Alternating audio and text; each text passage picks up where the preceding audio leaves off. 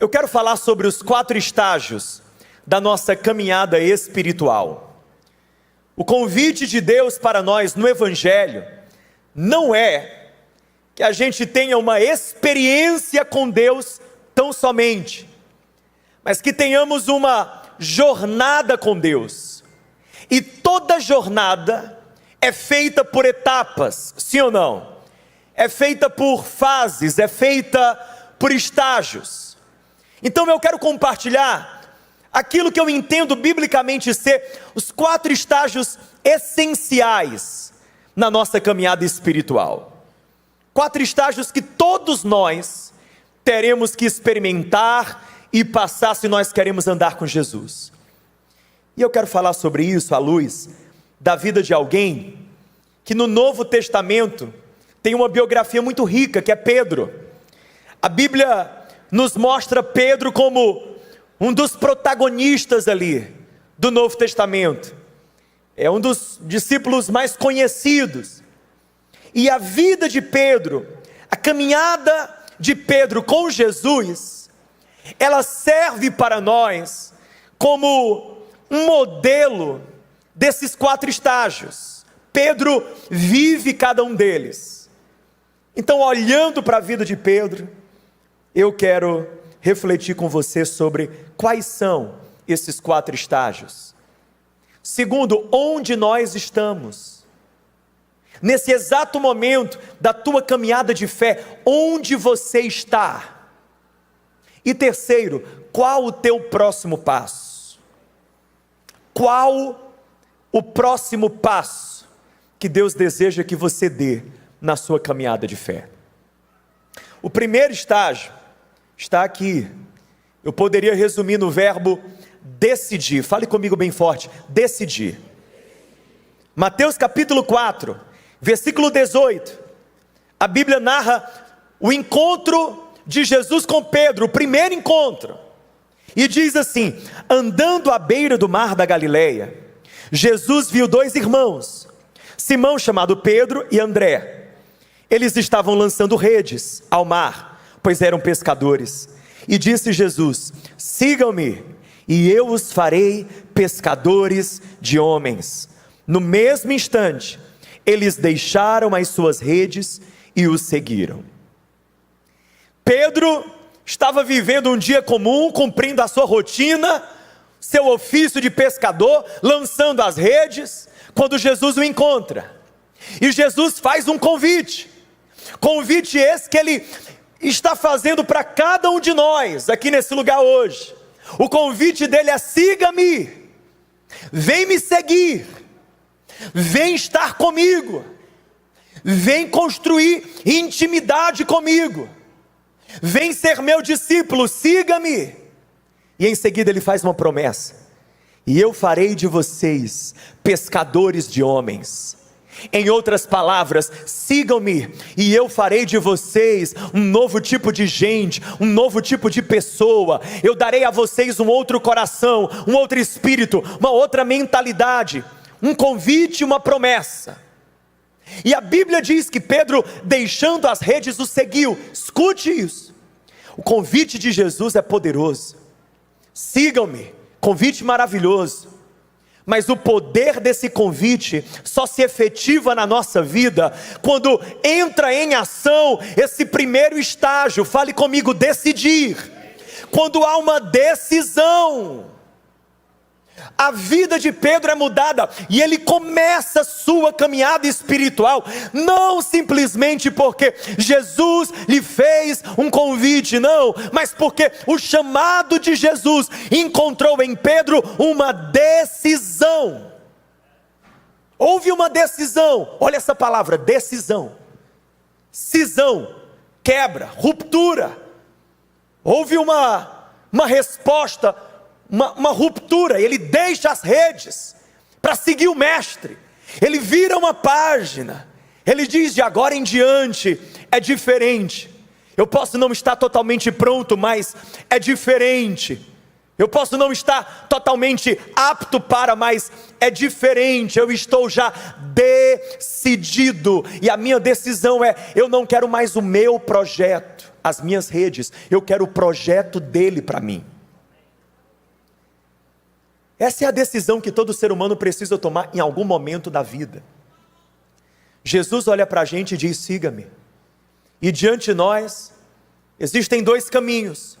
Nós podemos continuar com os nossos projetos, os planos que nós fabricamos para nós mesmos, com os sonhos, os ideais que nós produzimos para nós mesmos. Ou a gente pode deixar isso e falar: Deus, eu quero o teu plano, eu quero o teu projeto, eu quero a tua vontade, eu me rendo a ti, a minha vida é tua, de hoje em diante, tu és o meu Senhor, tu és o meu Salvador. Eu não sou mais dono da minha vida, tu és o meu dono.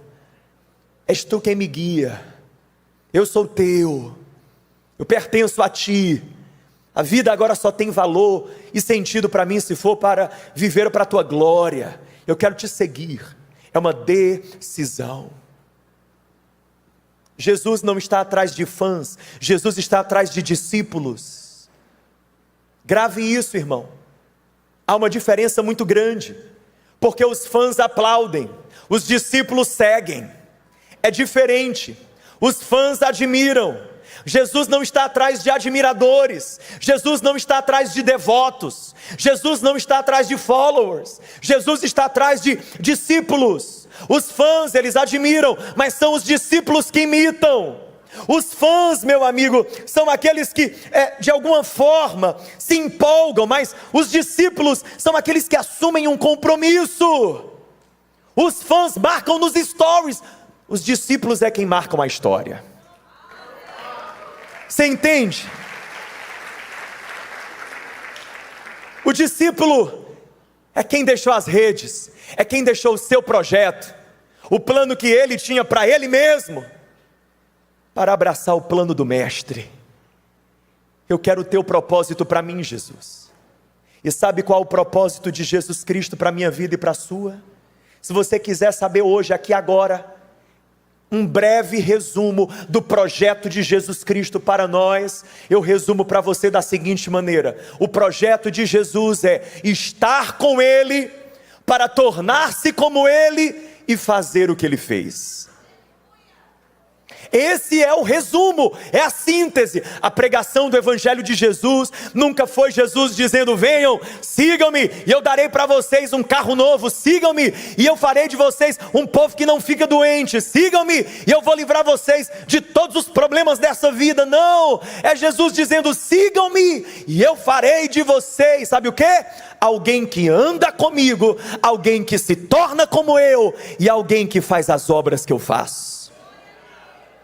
Esse é o convite, essa é a proposta. E eu te pergunto: será que tem projeto melhor? Será que tem projeto mais elevado? Será que tem projeto mais nobre do que esse? Será que tem algum projeto que valha mais uma entrega total da tua vida do que esse? Estar com Ele, ser como Ele, para fazer o que Ele fez. Será? Não há. É o projeto mais extraordinário que existe. Então, hoje há uma pergunta de Deus. Ele olha para você como olhou para Pedro. Ele olha para mim, para nós e diz hoje aqui nessa noite: o que é que você quer? Vai permanecer segurando as redes ou vai deixá-las para me seguir? Vai continuar agarrado ao teu projeto? Ou vai se render, se entregar, submeter sua vida ao meu projeto para você? Quem eu sou na tua vida? Eu sou o teu Senhor, verdadeiramente o teu Senhor, ou eu sou apenas o SAMU para o qual tu liga quando está precisando de socorro? A pergunta de Jesus é essa. Ele bate na porta do nosso coração, Ele diz: siga-me, eu farei de ti uma outra pessoa, eu tenho um outro projeto, estar comigo, tornar-se como eu sou e fazer o que eu faço. Mas aí vem a decisão: essa está na nossa mão. Fale comigo, decidir. Quando eu me rendo, me entrego ao projeto que Jesus Cristo tem para mim, então eu passo do primeiro estágio, vou para o segundo. E o segundo eu poderia resumir no verbo conectar. Fale comigo, conectar. Tão logo Pedro começa a seguir Jesus, ele percebe que a caminhada com Jesus não é carreira solo. Ele vai ter que aprender a tocar em banda. Olha aqui, Marcos 3, versículo 13. Jesus subiu ao monte, chamou a si aqueles que ele quis, os quais vieram para junto dele, escolheu 12. Quantos? Designando os apóstolos, para que estivessem com ele e os enviasse a pregar. Pedro descobriu: eu não sou aqui o alecrim dourado, eu na verdade sou um dentre 12, eu preciso estar em uma comunidade. Pedro diz: eu decido te seguir, Jesus. Na mesma semana, Jesus liga para ele e diz: quinta-feira tem GC, tem grupo de crescimento. Jesus colocou Pedro no grupo de crescimento dos 12, um grupo diverso. Tinha, por exemplo, João, o discípulo do amor. João era amor, era paz. Pedro, sanguíneo, imagina. Já viu uma pessoa sanguínea com uma pessoa pacífica como é? A pessoa chega, a pessoa sanguínea: por que está acontecendo? A outra: calma. Ai, que eu estou mais estressado ainda com essa calma. Imagina João. João, Deus é amor. Pedro, Deus é amor. Deus é amor. E Pedro já sacando a espada, mas é justiça também. Era um grupo diversificado. Tinha Tomé. Tomé é o cético. Tomé era aquele que é difícil você dobrar Tomé. Tinha que ter evidências. Com Tomé não bastava só falar não. Cadê o print?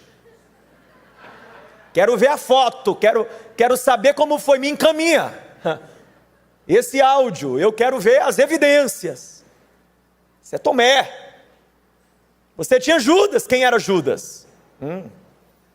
Judas, o evangelho diz, cuidava da bolsa, ou seja, cuidava dos fundos, dos recursos do grupo. Quem era Judas? Aquele que organizava o lanche do grupo, do GC. Fazia o rateio, a cota ficava 10 por pessoa, ele cobrava 15 porque colocava a comissão dele. E depois já mandava no grupo, chave Pix, coloca embaixo o comprovante. Diz aí, quem pagou, quem não pagou, isso é Judas. E Pedro no meio dos 12, Pedro em comunidade, Pedro ali, porque é na comunhão que a gente cresce. Escute algo, eu quero que você grave essa palavra. A salvação é pessoal, mas o discipulado é comunitário. A fé é pessoal. A fé da minha mãe não serve para mim, a fé da esposa não serve para mim, é a minha fé, é pessoal, a minha experiência de fé e de salvação, a minha revelação de quem Cristo é. Mas o crescimento espiritual é uma jornada feita em comunidade. Essa frase, eu sou a igreja, é antibíblica. Porque na Bíblia a igreja só existe na primeira pessoa do plural, nunca na primeira pessoa do singular. É nós. Nós somos. É assim que funciona. Jesus, o apóstolo Paulo vai dizer, é o cabeça, mas ele tem um corpo. Não adianta querer um relacionamento com o cabeça, não adianta decidir, primeiro estágio, decidir por seguir o cabeça e não seguir para o segundo estágio, conectar-se com o corpo. Porque membro fora do corpo, eu aprendi que é carne morta, está fadado a apodrecer. É na comunhão, que é desafiadora, claro. Não quer que ninguém pise nos teus calos? É só você não estar no meio do povo. Pastor, eu entro mudo, saio calado todo domingo. Tenho frequentado, tenho visitado. É bom, eu me abasteço. Não conheço ninguém, ninguém me conhece. Está uma maravilha, é um sonho. O anonimato é confortável. mas priva você de muitas experiências de transformação e crescimento. Eu quero que hoje você compreenda que há um chamado de Deus para mim, há um chamado de Deus para você, há um segundo estágio, há uma necessidade, não é uma questão de opção, é uma necessidade. Se é para caminhar com Jesus Cristo, saiba, segui-lo só é possível em comunidade.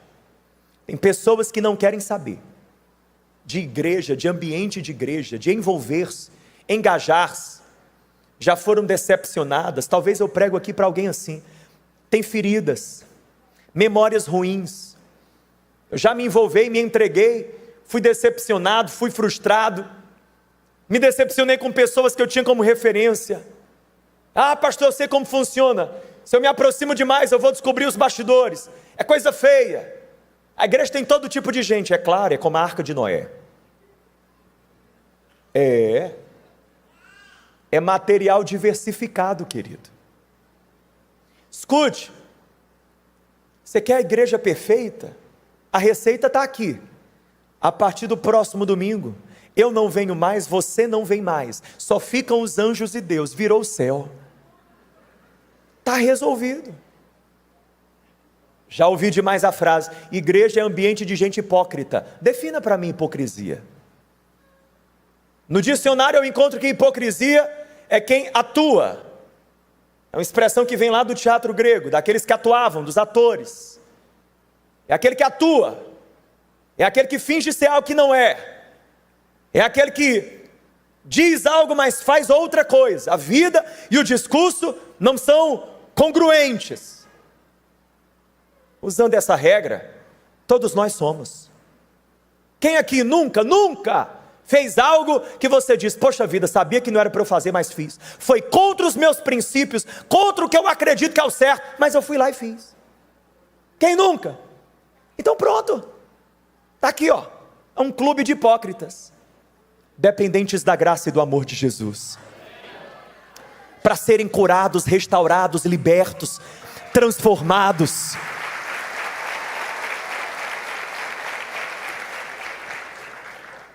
Mas o que eu descubro mesmo, ao conversar com muita gente, é que hoje está em voga o que eu chamo de espiritualidade do shopping mall. Eu frequento o lugar que a vitrine me atrai. Se a vitrine me capturou, eu vou.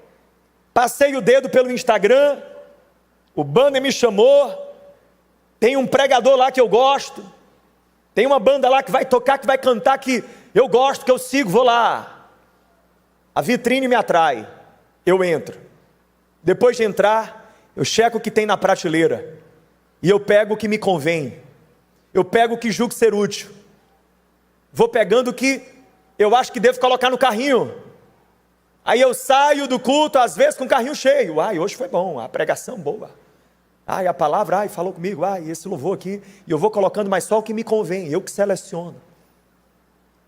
E volto para casa fazendo a avaliação do serviço prestado. Dando estrelinha. Não, hoje, ai não, mais ou menos, o pastor estava muito empolgado, não, faltou unção, 3 estrelas. Mas o louvor acertou, viu, cantou aquela música que eu gosto, ó, aquela, das antigas, louvor bom é aquele. Pá, 5 estrelas. A gente começa, assim, perceber, se tornar um cliente espiritual e não um filho amado de Deus, que compõe a família de Deus, porque a igreja não é prédio, nem é auditório que eu compareço, é uma família na qual eu me envolvo e da qual eu faço parte de todo coração. Isso é igreja. Chega de comparecer, é tempo de pertencermos. Pertencer, irmão, é diferente. Pertencer é um compromisso, comparecer é conveniência. Pertencer é sobre ter uma comunidade para servir, comparecer é ter uma programação para ir. Pertencer é sobre ter uma comunidade para se engajar, comparecer é sobre ter uma cadeira só para sentar. É diferente. Jesus está falando comigo e falando com você, e eu quero que você receba essa palavra. Existem coisas em sua vida que Deus somente fará através de pessoas. Eu vou repetir. Existem coisas em sua vida que Deus somente fará através de pessoas. Portanto, privar-se da comunhão é fugir da transformação. Meu segundo desafio é para esse segundo estágio: conectar. Não seja um mero transeunte, alguém que está passando, frequentando. Crie raízes, se envolva, saia do auditório, entre na comunidade, participe de um grupo de crescimento, seja abençoado e abençoe outros. Isso é comunidade, isso é comunhão, isso é igreja. Nós precisamos disso. Nós vemos isso tão claramente. O apóstolo Paulo só se tornou o apóstolo Paulo porque um dia Deus usou na vida dele alguém chamado Ananias para ativar o chamado dele. Mas na frente vai usar um homem chamado Barnabé para acreditar nele. É assim. Deus usa pessoas como seu método predileto para nos afiar, para nos moldar. Com Pedro foi assim. Os 12, ele precisava se conectar àquele grupo. Fale comigo: decidir, conectar. Vem aí um terceiro estágio: conhecer. A Bíblia diz, Mateus capítulo 16, Pedro já tinha aqui uma caminhada com Jesus, ele já não era um novato na caminhada espiritual, ele já tinha decidido, já tinha se conectado. Mas em Mateus 16, versículo 15, a Bíblia diz que Jesus pergunta: e vocês? Perguntou ele: quem vocês dizem que eu sou? E Simão Pedro respondeu: tu és o Cristo, filho do Deus vivo. Respondeu Jesus: bem-aventurado és tu, Simão, filho de Jonas, isto não lhe foi revelado por carne ou sangue, mas por meu Pai que está nos céus. Aqui, Pedro já conhecia Jesus, sim ou não? Pedro já tinha um relacionamento com Jesus. Mas me parece que nesse momento, a revelação que ele tem de Jesus, ela ganha um outro tamanho, uma outra profundidade. Aqui, Pedro entende quem Jesus Cristo é, pela primeira vez de uma maneira muito clara. Tu és o Cristo, filho do Deus vivo. É a primeira vez que um discípulo vai afirmar isso, essa identidade messiânica de Jesus. Ei, aqui, fala para mim, para você que nós podemos já ter decidido e se conectado ao povo de Jesus, mas existe um terceiro estágio, que é mergulhar e continuar mergulhando no conhecimento de quem Deus é, nos seus caminhos, nos seus propósitos. Conhecer a Deus. Não é conhecer intelectualmente apenas, não é encher a cabeça de informação. Existe muita gente que a cabeça é assim, inchada de conhecimento sobre Deus, mas não conhece Deus. É como alguém que sabe tudo da vida do Neymar, mas não tem o telefone dele para ligar. Pergunta se o Neymar vai lá no aniversário dele. Não vai. Vai não. Mas ele é especialista. A última fofoca que saiu, ele já está por dentro. Ai, o Ney. Não. Às vezes a gente trata Jesus assim, né? Às vezes a nossa relação com Deus é tipo isso, ele é a nossa Xuxa. Ai, cresci vendo. Minha infância cresci vendo. E cadê ela? Longe, distante, não faz ideia de que você é um ser humano nascido no planeta Terra. Ei, nossa caminhada com Deus é sobre conhecê-lo intimamente. E isso não acaba, a gente não se gradua desse terceiro estágio. Eu te digo, a gente nunca se gradua. Oséias o profeta diz: conheçamos e prossigamos em conhecer o Senhor. É algo contínuo. E eu te digo mais, é algo que envolve intencionalidade. É preciso uma intencionalidade. Nós não vamos ficar no fundo de uma rede se balançando e esperando que o anjo venha, abra uma lousa e nos fale sobre Deus. Não, a gente precisa buscá-lo. Ele abriu o acesso, a cruz te deu acesso, a cruz e o sangue de Jesus nos deu livre caminho, mas percorrer o caminho envolve uma intencionalidade, há uma busca. que eu e você precisamos colocar em ação. Abrir a nossa Bíblia e buscar conhecer o Jesus da Bíblia, dos Evangelhos. Há um tempo atrás, no Natal do ano passado, eu fui pregar em uma celebração ecumênica de Natal de uma instituição pública.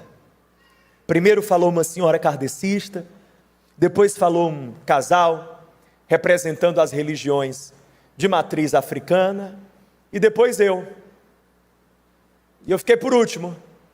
Jesus me ajuda, o que é que eu vou falar? Aí eu peguei o microfone e disse: pois bem, não estou aqui para falar do Jesus dos crentes, dos evangélicos, dos pastores. Eu quero falar do Jesus da Bíblia, do Jesus de Mateus, Marcos, Lucas e João, porque o único Jesus que pisou no planeta Terra é esse, o resto é fake news. Conhecer a Deus pela palavra, pela sua palavra. Pastor, a Bíblia é tão difícil. Querido, eu descobri uma coisa, eu fiz uma pesquisa, um censo global, planetário, e eu descobri nesse censo que 60%, 70% de quem diz a Bíblia é difícil, nunca nem leu. Nunca nem tentou. Não, porque a Bíblia é muito complicada. Você já tentou, já leu? Não, mas eu vi umas partes, uns recortes. É nada. Nossas crianças aprendem. A Bíblia tem trechos complicados, mas na sua maioria a mensagem é poderosa. Fala com a pessoa simples. Meu bisavô era analfabeto, o único livro que ele conseguia ler era a Bíblia. É o livro que fala até com analfabeto. É o livro que alfabetiza muita gente. Você sabia disso? É o livro que você lê com o autor do lado, tá? E não é porque é psicografado não, querido, viu? Presta atenção. É porque o autor é o Senhor do Universo, Deus Todo-Poderoso, que se coloca ao lado de cada pessoa que quer entender sua palavra.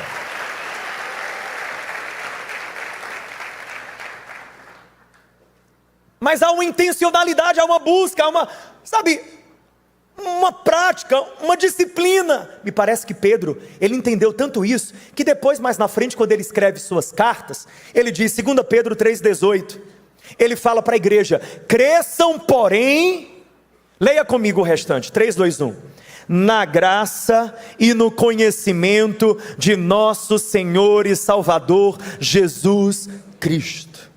Cresçam vocês, porque quanto mais vocês crescerem no conhecimento de quem Cristo é, mais vocês vão crescer no conhecimento de quem vocês são nele, de quem vocês são nele, como Pedro, que quando disse, tu és o Cristo, Filho do Deus vivo, logo em seguida Jesus diz, e tu és Pedro, e sobre esta pedra edificarei minha igreja, as portas do inferno não prevalecerão ali. Ei, Pedro ganha identidade, Pedro ganha clareza de propósito, Pedro ganha autoridade. De onde vem tudo isso? Da revelação que ele tem de quem Jesus é.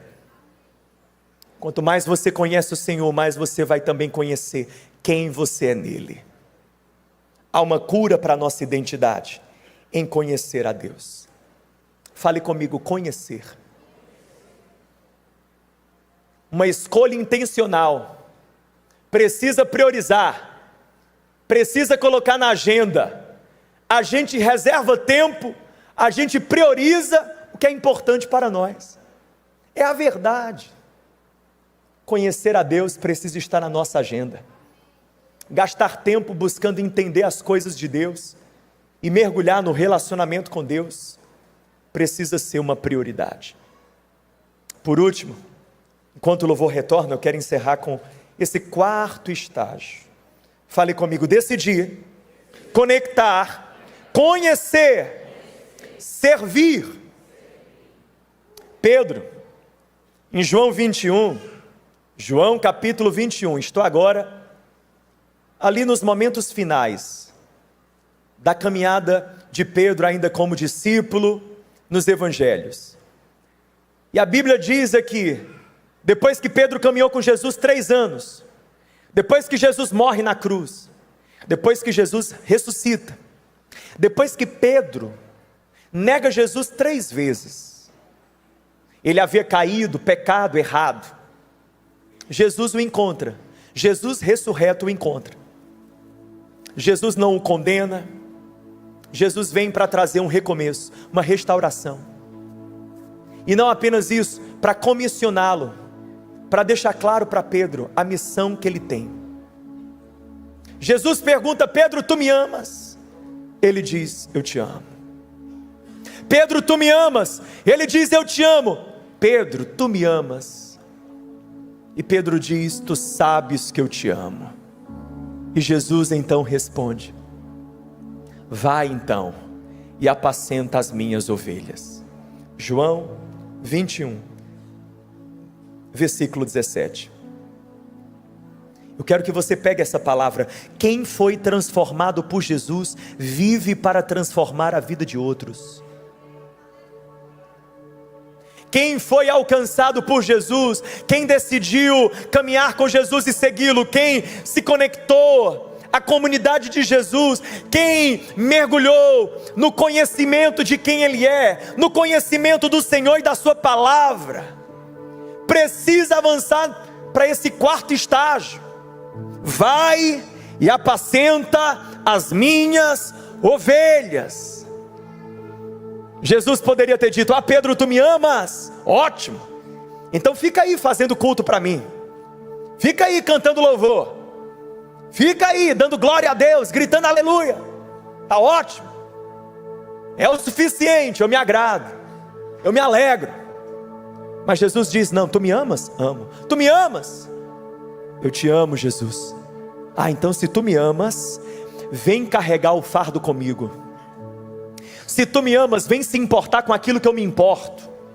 Se tu me amas, que arda no teu coração aquilo que arde no meu. Se tu me amas, então vem fazer história comigo, vem cooperar comigo, ser um cooperador. Se tu me amas, então eu quero saber se posso contar contigo. Se tu me amas, disponibiliza a tua vida para eu te usar. Se tu me amas, seja as minhas mãos, os meus pés, seja aquilo que eu posso ter como instrumento, como ferramenta, como canal, como ponte, como farol, para iluminar e alcançar a vida de pessoas. Se tu me amas, apacenta as minhas ovelhas. Você o ama? Você já decidiu caminhar com Ele? Você já decidiu conectar-se ao povo dEle? Você já decidiu e escolheu crescer no conhecimento de quem Ele é? Você o ama? Então Ele diz para você: vem me ajudar a apacentar as ovelhas. Deixa eu usar a sua vida. Há uma missão para você, há uma tarefa para você, há um propósito para você. Eu quero, enquanto as luzes se apagam, orar por isso. Quando Deus chegou para Adão ali no Éden, a primeira pergunta que Ele fez, a primeira pergunta de Deus, na verdade, na Bíblia, a pergunta foi: onde você está? Onde você está? Onde você está? Decidir, conectar, conhecer, servir. Onde você está na sua caminhada espiritual?